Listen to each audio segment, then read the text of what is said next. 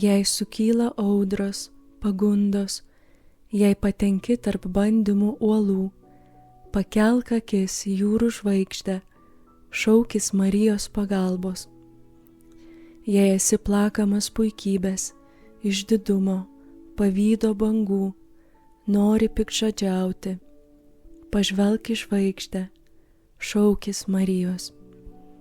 Jei tavo sielos laivelį blaško pyktis, šykštumas, jusliniai malonumai, žiūrėk į Mariją. Jei esi neramus dėl didžių nusikaltimų, susigėdęs dėl vargingos savo sąžinės būklės, bauginamas minties apie teismą, jautiesi nuliūdimo bei nusivylimo bedugnėn įkritęs, galvok apie Mariją, šaukis Marijos.